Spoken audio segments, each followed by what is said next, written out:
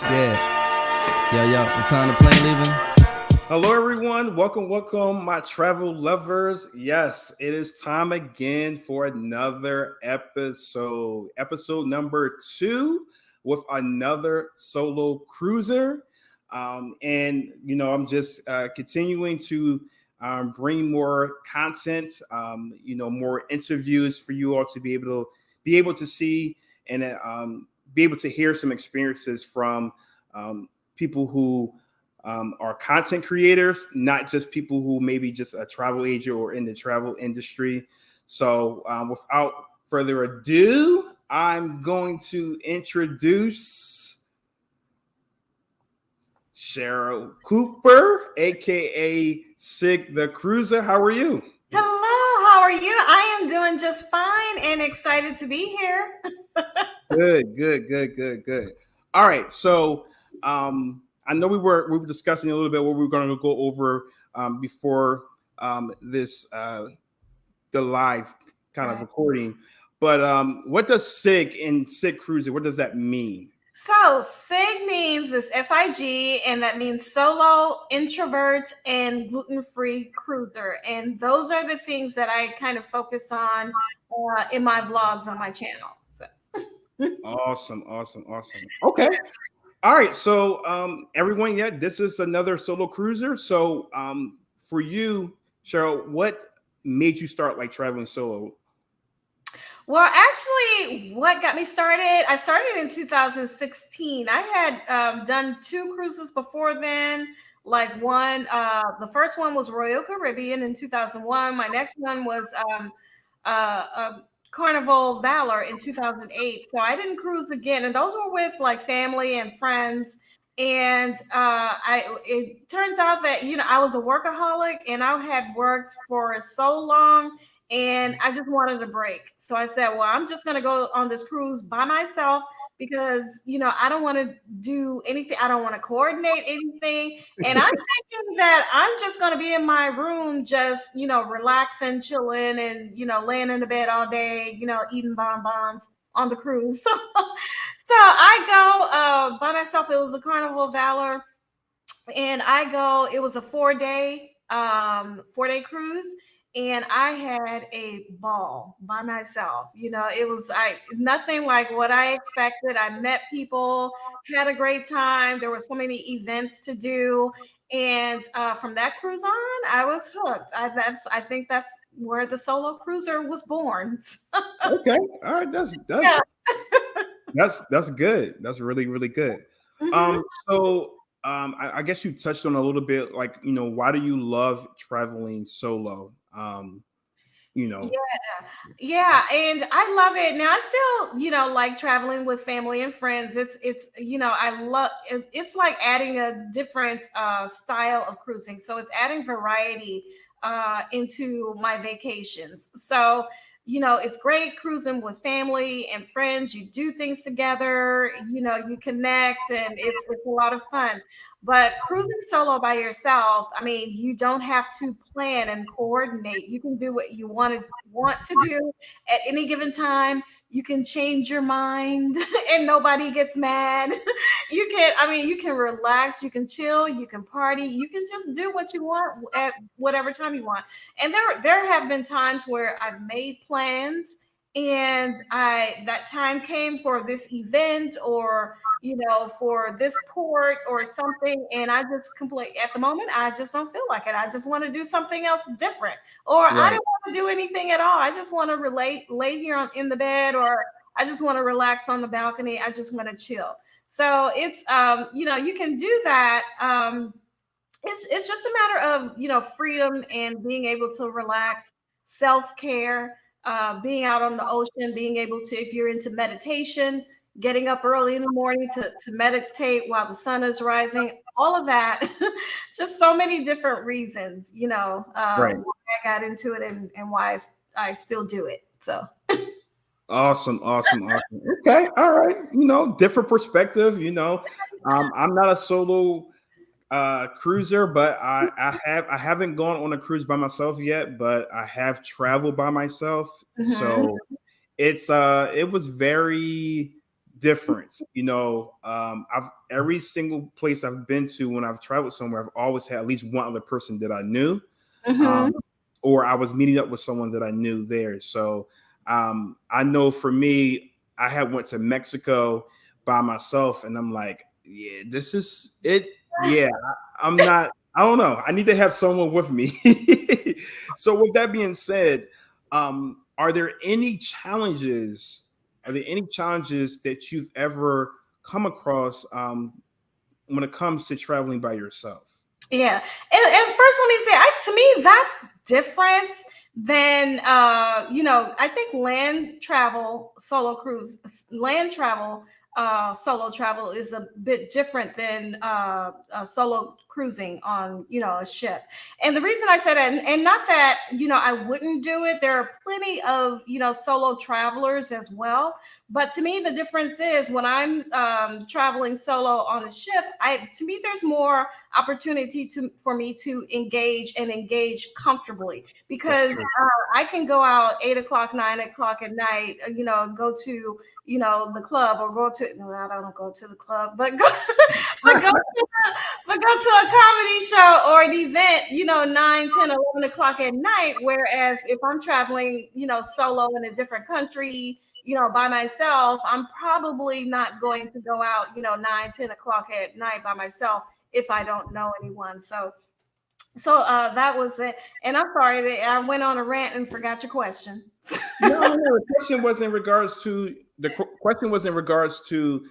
any challenges that you may face when it comes to traveling solo. It could be, trying to find the best pricing, any, I don't know. I don't know if anything crazy happens by traveling solo, but is there any challenges that you face by, going by yourself? Well, of course, the biggest challenge is, cost. It's like it is cheaper to, travel with someone else, so and that's one of the things you either have to accept, or find ways to bring that cost down. And there are some ways to bring the cost down, even outside of looking for solo cabins, because even that is no longer a guarantee that the price is going to be actually half, or what you would expect to pay when you're cruising with someone else. So I would say that excursions, I usually stick to the cruise ship excursions because I'm solo, and I think there are more opportunities, if you're traveling with a group or with others. Then I think I would feel more comfortable, like using third party travel companies or something like that, or going off the port and just touring the area. It's Right. safer when you're in a group or something, rather than being solo. So Right. things like that, those are the kind of, I would say those are the challenges. But it's something that, okay, I know is eventually, it's really going to just cost me a little bit more money going solo than if I were traveling with others, so I can Okay. either choose to accept it, or just, hey. Right. Don't. Right. Okay. All right. So, we talked about some of the challenges that someone may face, or something to think about when if you're traveling solo. Mhm. What benefits do you see by? I mean, you've mentioned about obviously not having to worry about dealing with other people and the decision making. Is there anything else that is like beneficial by going by yourself? Beneficial, I would say, always being in the party of one. Let's say on the ship, if you're late to an event, and these times are a little bit different. I would say back in the day, like if there's that single seat in the middle or somewhere, I can always squeeze in, at the comedy show or at a show like that. Now today, you're probably like feeling uncomfortable being around a crowd of people, in today's times. But I would say that those are some advantages. Just being a single person, You don't have to find like seating for an entire group. You know, you don't have you can squeeze in anywhere, you know. And then let me see other benefits. Like I said, to me, it would still go along the lines of you know, just being able to change your mind at a moment's notice on things that you know you want to do. Right. And it's also a time where you can, you know, just focus on yourself for a minute. And, you know, it's not being selfish. That's where we get into that self-care type of thing. Before you can take care of others, really, you know, you have to take time out for yourself and take care of yourself. You know, it's like I even know, and I want to interview some of the I know of mothers, you know, who have families, but you know, they may take a solo cruise, you know, by themselves. I mean, just to relax and have a Right. moment, you know. So yeah, that's why I find that, you know, very helpful and very beneficial. So Yeah. Definitely being able to unwind. So the next question is in reference to is it, you know, cheap to travel solo? To kind of expound on that, do mhm. you, is there some type of a strategy that you have, or do you have some type of plan to be able to kind of pick and choose certain sailings that you go on to make it maybe a little bit more affordable? How does that work when it comes to you and along with the pricing?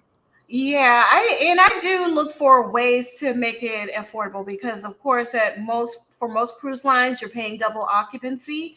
So with that, one of the strategies that I've always used is to book out ahead as far as possible. So I have cruises already booked for 2024.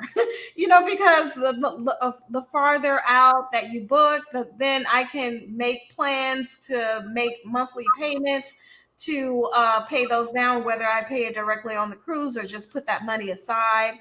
And then you look for just other strategies. You do look for, you know, like cruise sales and cruise bargains, depending on what time of year that you book, because like the period was it January through March, that's wave season, you know. Yeah. So that's a good time to book. I look to, you know, sometimes I if I know that, you know, at the end of the year I want to book another cruise, let's say 2 years out, I may wait till that time period to see, you know, what kind of specials or deals or, you know, even low deposit sales that I can get. So, and then also looking at things like, you know, your credit cards, your the rewards or benefits that you get from that. Is that something that you can use, you know, towards the cruise? You have sites like AARP rewards where you can just take quizzes, gain points, and you know, get 10% off, you know, cruise gift cards, you know. So it's all of those little things, you know, that you can find to add up to bring down the overall cost of your cruise. So She just dropped a lot of gems, everyone. She dropped a lot of gems. I hope you guys are paying attention. A lot of different ways to be able to save money, and that's not only just being solo. You know, you could do the same thing if you're traveling with other right, people as well. yeah, So those are exactly. really good, really good tips Mhm. in regards to trying to save money. So you mentioned something about wave season. Um, what do you know about wave season? Because a lot Well, of people may not know about wave season. yeah, all I know about wave season is that, you know, it's the first few months of the year, and it's where, you know, the cruise companies, and I know you know more about it than I do. All I know, the cruise companies use that that's their promotional period where they're trying to get the most sales or bookings or something, I guess. Yeah. You know, I don't know. But all I know is that's the good period to book because because that's where you want to look for, you know, specials, especially the low deposit, you know, the deposit sales and everything. So yeah, that's all that I know about it. So I know it's a good time to book. Yeah. I mean, to be honest with you, to kind of to add on to what you were Yeah. saying is along the wave season is like anytime between like now, because you have Black Friday sale, so you have that, and then right after Black Friday you start to have like you start to go into the Christmas sales. Hmm. So you have that, and then obviously you have the wave season, which it is very is this is like you mentioned. like all of the cruise lines will come out with all these really, really special promotions to be able to book, whether it's individual reservations or group bookings, to be able to kind of entice you to be able to book with them. So yes, end of the year, potentially, and then but especially during the first few months of the year, definitely. And one that I left off was as far as saving money. I'm sorry, is hurricane season. Oh yeah. Now, I know a lot of people may, be scared to book during that time, but ships, they have top level technology, so they're always going to avoid the storm. So, and I was actually caught in like Hurricane Dorian on a ship, and it ended up being a 4-day cruise to nowhere, which I was fine with because I'm a sea day person. Okay. I was completely fine with that. But we got a refund for that cruise. Plus they gave us 100% cruise fare, on a future cruise. So from that point on, I was like, okay, let me book through hurricane seasons. Right. Yeah, so I would say don't be afraid to book through hurricane season. Now I know it's a little, you have to consider like if you're flying in or something like that, and have an alternative plan in case something does happen and you can't cruise. But yeah, there's good pricing there as well, as a solo cruiser. Okay. All right. Very good. Yeah, that's good. Great. So we're going to continue obviously talking about the cruising. What in particular do you like about like cruising? Like what is it that you love about cruising? Because like you basically cruise more than you do like land-based vacations, right? Yes, I do. Okay. Yeah, and I like cruising mainly because of the variety. Because I can choose to participate in events. I have more opportunity to, meet people and talk to people if I want to. I do so more so now than when I first started, because that I in my initial CIG, that introvert, that eye is getting smaller and smaller the more that I cruise and meet people. But I would say it's bringing me out of my introvertism. It's not that it's gone away, but I'm able to more comfortably meet and talk to people.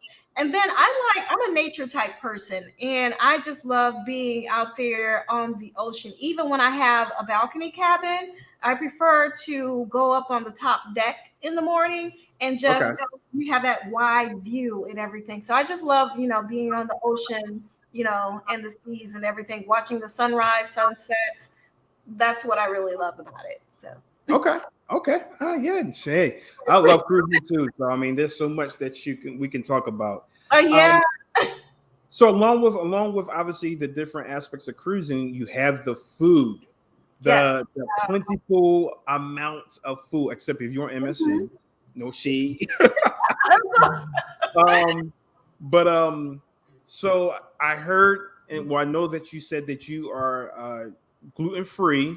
Yes. So can you kind of talk about how that works with being able to cruise and as far as the different food options on a particular cruise ship? Yeah, so I'm gluten intolerant, which means I have to eat gluten free. And gluten is like, like your flours, your wheat, your breads, cookies, all the good stuff. So I can't eat the regular good stuff. So, so I have to find substitutes. And now I would say it's even better now. Gluten free is even better now and I can speak for Carnival because I haven't eaten gluten free on any other cruise line. But I know Carnival does such a great job. Now there are things that you have to order, like if you're going to the main dining room, you have to order the night before so that they can prepare it, whatever dish you want gluten free. But so basically, so you go to the main dining room the night before and you let them know. Right. Yeah. So when you're dining, like let's say you're already in the dining room, and at the end of your meal, they'll bring you the menu, or if you can look at it at your phone, on your phone, and you order for the next night. So you decide what you want to do. And this is for gluten free, but really any allergy, you can do this, just Okay. so you can make sure that, they can prepare it, allergy free. However, on Carnival, to me, Carnival is so good now that I hardly ever eat in the main dining room anymore, especially when you're eating on the larger ships, the Vista class and above, the Vista or the XL class. They have so many eating venues around the ship that all have gluten-free offerings. And I don't have to order in advance, so I can, there's so many things that I can get gluten-free.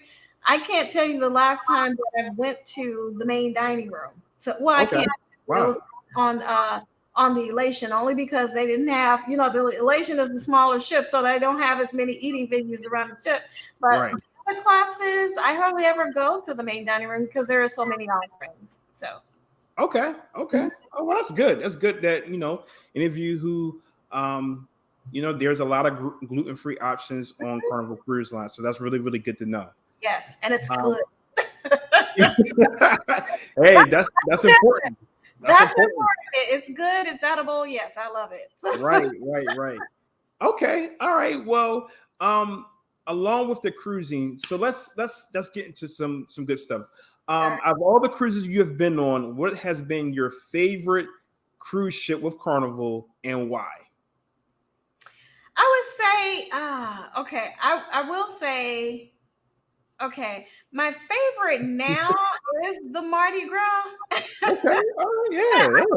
In a way, I feel like, well, that's, because that's right now, that's the newest ship until next week, of course. But, but I would say the Mardi Gras for right now, it is the newer, and it's the first one in their newest class. But if I had to, leave that one out, I would say the Carnival Horizon. I've been Mm. on the Horizon twice so far, and one time I went with my mother. One time I went solo, and I love it. I love the layout of the ship. I love the offerings that they have as far as gluten free offerings and being able to eat around the ship. I think that's the class where I could avoid the dining room altogether. And I in at the time it was like the cruise director on Carnival. They're known for their cruise directors, and I You cruised. went you cruised with Matt? Yes, the first one. That's when I went solo. I cruised with Matt Mitchum. So When that did was you the first when time. was that cruise? When was that cruise? Goodness, what was that one? You know what? Because I cruised with Matt in 2018 in was it 2017 on the Horizon, if I'm not mistaken. Was it the Horizon? No, I cruised with him on the Vista. He was Yeah. on the Vista Wait. Yeah, actually, it was the Vista when I cruised with Matt. with Matt, and I think Mike. I cruised. Mike was on the Horizon. Yeah, I cruised Yeah. with him on the Horizon, and I think I cruised with him. He was the cruise director both times on the Horizon. Yeah, I sailed with Matt Mitchum on the Vista, and then Mike Pack on the Horizon. Okay. So yeah, but Okay. even I enjoyed the Horizon more even over the Vista. So, and those are the same class ships. So Okay. Okay. All right. Yeah, that's yeah. good. All right. So similar question. Your least favorite cruise ship and why? Oh, so that's see, that's going to be kind of unfair because okay, because I don't want to seem like I'm picking on a cruise line, but okay. Well, apparently, so the first cruise I took, I told you it was 2001, and that was on Royal Caribbean Majesty of the Seas. Okay. So, and the next 24 cruises after that was Carnival. So 24? yeah. Oh my goodness. I mean, I realized you've Oh, you didn't know wow. that? I thought you knew. So wow. Okay, we're gonna get to that. We're gonna get to that afterward. So So, that means okay, yeah. Go ahead. Continue with your story. obviously, from that, I would guess that my least favorite was, Royal Caribbean. But however, I will say that was Majesty of the Seas, and then that was back in 2001. And I don't think, cruising had, the flavor that it has now. Yeah. And then right now, Majesty of the Seas, that ship is defunct. It's not even around anymore. So Right. so that's why, I'm giving Royal Caribbean another try on the Icon of the Seas. So we'll see. Wow. Oh, wow. Okay. Well, there's nothing wrong with that. Your experience with Royal Caribbean, and at least you give them another chance. Yes. So 24 cruises. Yeah. Oh, and 20, well, it's 25 counting Royal, the first one. So I've done one Royal and 24 24 Carnival, and I'm going on Carnival in 2 days on the Carnival celebration. So are you diamond yet? No, I'm platinum. You're Yeah, platinum? yeah. There's a big jump between Yeah, there is a big platinum jump. and diamond. So I'm platinum. I don't know how many sailing days I have, but I know I'm quite a few years away from diamond. But but it will be my milestone. So I'm anxious to see what happens with the milestone cruiser. You're like the 25th and the 25th. 50th, cruise is called a milestone cruise. So interested to see what will happen on that. So Yeah. So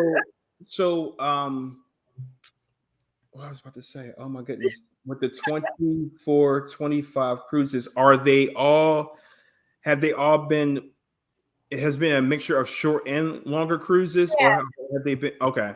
yeah, and it's funny when I first started solo cruising. I think the first one that I did that I told you about that was on the Valor. That was a 4-day, and I booked the 4-day only because I couldn't book the 3-day. It was something I don't know if it was timing or sold, if it was sold out or something like that, because it was over a holiday.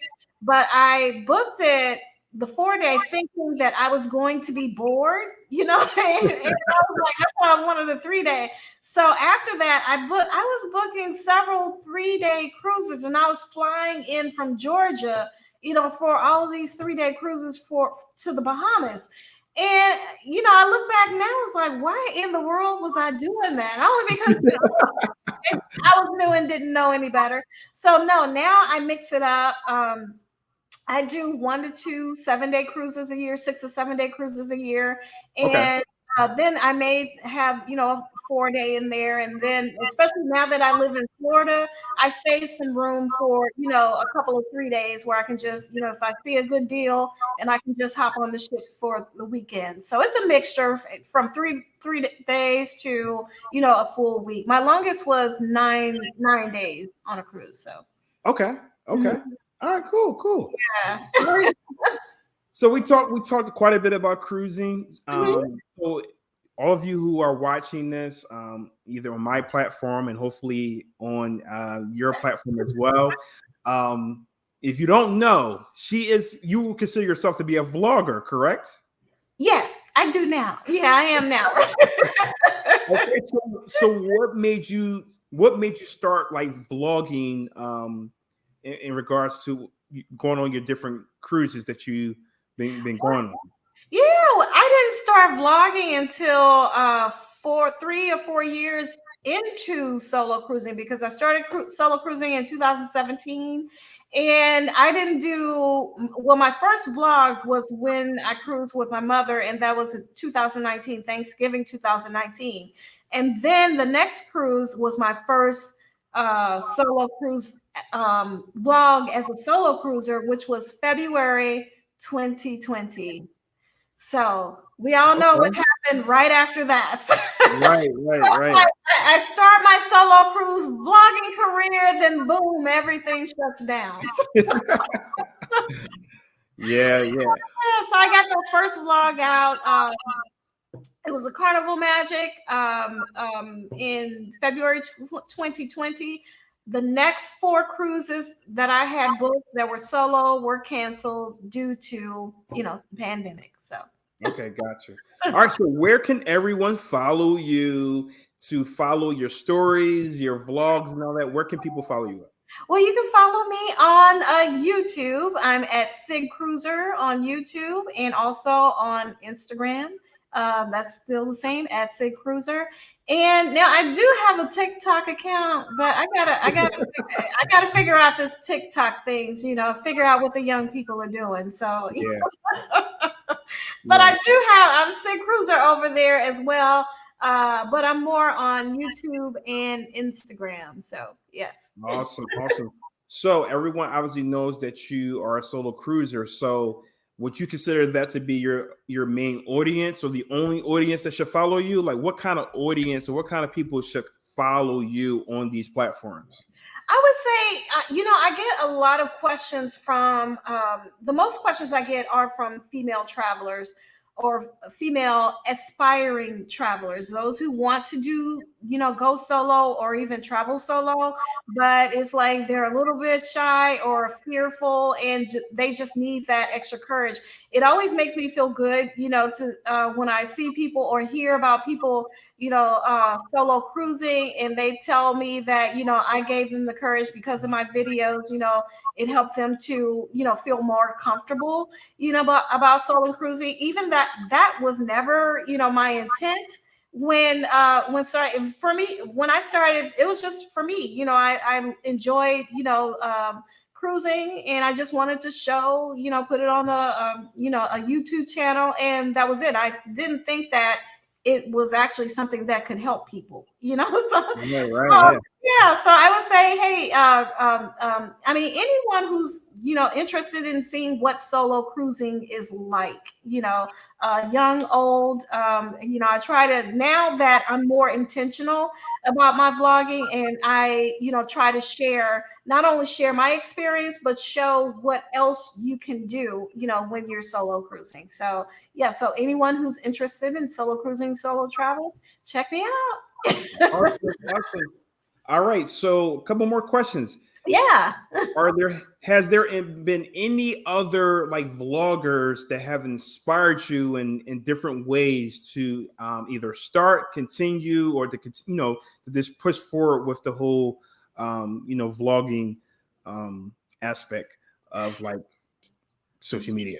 Yeah. Okay. So, okay. So the first person that made me want to vlog. She's actually not she's a kind of a business lifestyle person, but she actually did a solo cruise vlog and that's what actually made me want to do it. And her name is Rokia Thomas. Okay. Miss Queen Row, on YouTube. So yeah, she had a solo cruise vlog on it was NCL, and she's the one vlog that I said that actually made me want to do it. And then from there, the next one that really inspired me was Mr. Bucket List. Yeah. Now, I used to just sit back and just watch, all of his vlogs, and I still do to this day, all of his adventures because he does more than, cruising. Yeah. Yeah. His solo cruise vlogs is what got me in and made me want to do more, with the channel as far as solo cruising, So I would say those are the people that really got me started and really got me, into it. So Okay. All right. So I know that you have you do a live video, but do you have a podcast that you're part of or that you have as well? yeah, so both. So I am 1/3 of Cruise Kibitz. So Okay. yeah, so there's also Siobhan from Parker's on the Go and Kiki with Team Breeze Travel. So we have a podcast that we do, and it's basically we just talk, anything cruising. So our tagline is giving you all the giving all the advice that you didn't ask for. So so anything about cruising, we just give our different opinions based on our different perspectives. So we have a podcast, an audio podcast that you can find at most of the the podcast channels, as well as YouTube. Now we we have a live podcast. Well, we have a podcast that we actually, the video version is on YouTube, and every once in a while we'll do a live podcast, live stream it. Okay. And then on my channel, I was doing solo cruise interviews where I interview just like you're doing right now. Yeah. Solo cruisers, and I was doing it, every other week. Right now, I'm doing it once a month, and we'll probably continue that, in the future. So, yeah. Awesome. So, I mean, everyone's watching. You have plenty of options to follow her. If you love to travel solo. Like, you have plenty of options between the podcast and her YouTube channel is a lot. So the last question I want to ask is, where do you want to travel to next, or what cruise line do you want to try next or in the future? Yes. Well, at this point, I am looking to, branch out, because the main thing that has kept me at Carnival now, I love Carnival. It's more than just the food, and I love the atmosphere. I love the energy. But especially with people interested in my channel and me being able to show, what it's like as a solo cruiser, I'm ready to, kind of branch out, experience other lines, and show people other lines too. And it will give me the opportunity to see. My biggest fear was the whole gluten-free issue. Well, now the only way for me to find out what the other ships offer is to try them. So, so I do want to do Royal Caribbean again. Like I said, I'm doing Icon of the Seas. I am looking to do Celebrity Summit. That's next February. I do want to try NCL. I want to do all the cruise lines. Yeah. So I am intentionally looking to schedule, other cruise lines. Now, my dream, and this is going to be a long time away because I don't know, you're going to have to help me with this one, Mike. Eventually, one year, I want to book a cruise around Africa. That would be nice. Yeah. That's the dream cruise, but I know it's gonna be a long ways away. And then, but I have a feeling that I probably need to plan now because that costs, especially if I go solo. I know.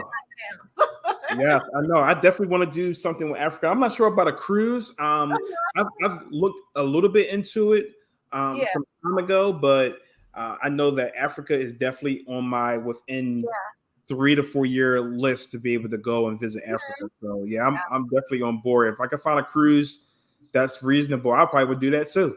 Yeah. Speaking of I would like to do both. I would love to do a cruise, but I think I would like to fly direct too. To experience a little bit more, pick one of the countries and, just experience a little bit more. Yeah. Right. Okay. All right. Well, I appreciate you coming on here. I don't have any more questions at this time, but thank you for taking out the time and coming on to my Travel Lover podcast. And I wish you nothing but much success with your vlogging, and you got some special announcements coming up too. Got some special announcements coming up. I just want. They'll have to tune in to find out. Yeah, you have to tune into her channel. Hopefully she'll be making an announcement soon. But like I said, thank you so much. I appreciate you coming on, and until next time. Yes, well, thank you so much for inviting me. This has been a lot of fun. And hey, if you ever need me to come back, I'm here. Just let me know. All right, sounds good. All right. Bye-bye. Bye. Rock on. 1 2 1 2. All aboard.